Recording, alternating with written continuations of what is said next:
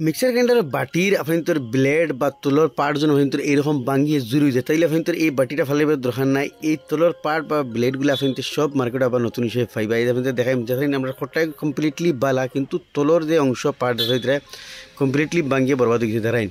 আমরা কমপ্লিটলি আজকে এই তোলর পার্টগুলো বদলাইম বা এই বল্টু ধরাইন এগুলোর মাঝে ওয়াশার লাগাইল আছে।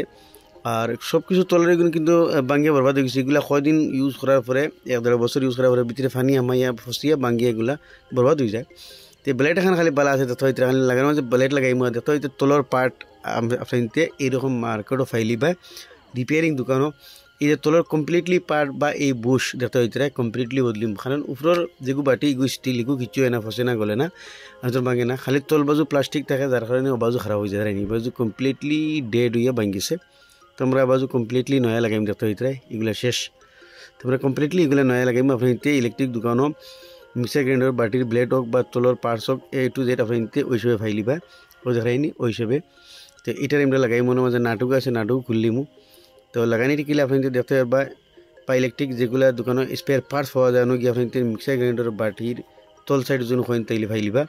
তো এগুলো আমি ওসে অগুন ওয়াশার আর নাট খুললেছি, তাতে বাড়ি আই গেছে। আর তলে দিয়ে লাগাই দিমু। লাগাইবার বাদে রবারের বড় ওয়াশার আছে ওগুলো লাগাইমু। এর বাদে এই স্টিলের ওয়াশারে যেগুলো আছে তাতে হইতে এগুলো রবার ওয়াশার ধরে রাখবার লাগিন ওগুলো লাগাইমু। এর বাদে তাতে হইতে স্টিলের নাট যেগুলো আছে এই নাটটা লাগাই দিম। বস ও খামু। মিক্সার গ্রাইন্ডারের A to Z আপনার পার্টস এভেলেবল হইবা মার্কেটও। ইলেকট্রিক স্পেয়ার পার্টস দোকানও যেগুলো দোকানও আপনি মিক্সার গ্রাইন্ডার বাটি বা গ্যাসের চুলা বাগেরা বিক্রি হয়, এগুলো দোকানে ফাইলিবা। এখন আমি সিলারিস দিয়ে ঠাই দিলাইমু। কিন্তু এই বাড়িটা কমপ্লিটলি ডেড আসিল, কিন্তু এখন দেখতে পারবা আপনি এই বাড়িটা কমপ্লিটলি নয়া বাটির মতো হয়ে গেছে। একদম টাইট দিলেছি ধরাইন।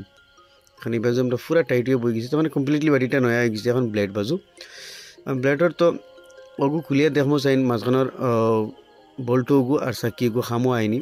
খামো আইলে তো ওগু লাগাই দিলাম, নইলে বল্টু আর চাকি আমি নয়া লাগাই দিমু। কমপ্লিটলি এগুলো তল সাইড আর কি নয়া হয়ে যাব। বল্টুটা বাখরি লাইছি, কিন্তু চলার ইবাজু ঠিক আছে, কিন্তু অনর উদরাইনি থ্রেড যেগু যে কুলাত লাগিয়া বা এগু হইয়া ভাঙিয়া যেন ঘুরিছে, হইয়া ভাঙিছে। এই জায়গাতে আমরা নতুন এই বল্টুটা লাগাইম দেখতে হইতে সেম বল্টু হওয়া লাগবো, কিন্তু এগুলো বল্টুর মাঝেও আপনার সরু বড় থাকে। এগুলোর মাঝে ওয়াশার লাগাইলে আসলে দেখতে পাইতে উপর সাইডে। তো ও বল্টুটা লাগাইম। এগুলো বল্টু আপনার সরু বড় সাইজর থাকে, যে সাইজর থাকে ও সাইজর লাগাইনি লাগবো। দেখতে হইতে এগুলোর মাঝে বরাবর আই গেছে, কোনো প্লে নাই, লুজ নাই, টাইট নাই।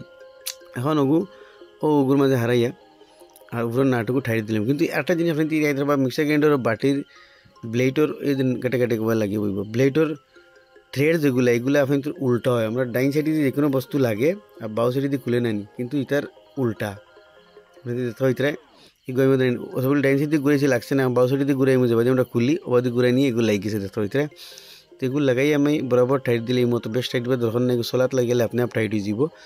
বাস হালকা একটা প্লাস দিয়ে টাইট করে রেখে দিব, কারণ মেশিনের অপোজিট সাইডে ঘুরে, তার কারণে অটোমেটিক টাইট হয়ে যায়। ধরেন টাইট হয়ে গেছে ব্লেডটা, খালি ব্লেডটা হামা লাগছে আর বাদ বাকি বল্টু আমরা নয়া লাগাইছি আর তল সাইডও নয়া লাগাইছি, ধরেন হয়ে গেছে।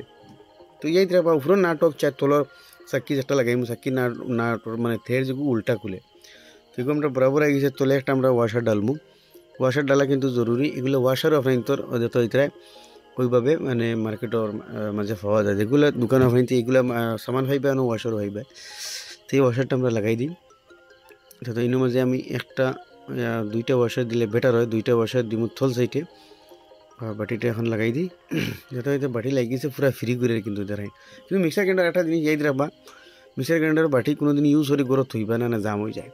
এখন তোলার চাকিটা আমরা নয়া লাগাইম। চাকিটা আমরা আবার ওলা বাউ সাইডে দিয়ে ঘুরাইম। দিকে কমপ্লিট উপরের নাটর ঠের উল্টা, তলের নাটর ঠের উল্টা, বাউ সাইডে দিয়ে ঘুরাইম দেখতে হইতে চাকিটা আমরা পুরা লাগিয়েছে। এখন দেখতে হইতে আপনাদের সামনে মিক্সার গ্রাইন্ডার পুরা ফ্রি আর একদম বাটিটা কমপ্লিটলি নতুন হয়ে গেছে। কিন্তু আপনি বাটি নষ্ট হইলে বা ভাঙিলে ফেলাইবেন না, বাটির A to Z সামান মার্কেটে পাওয়া যায়।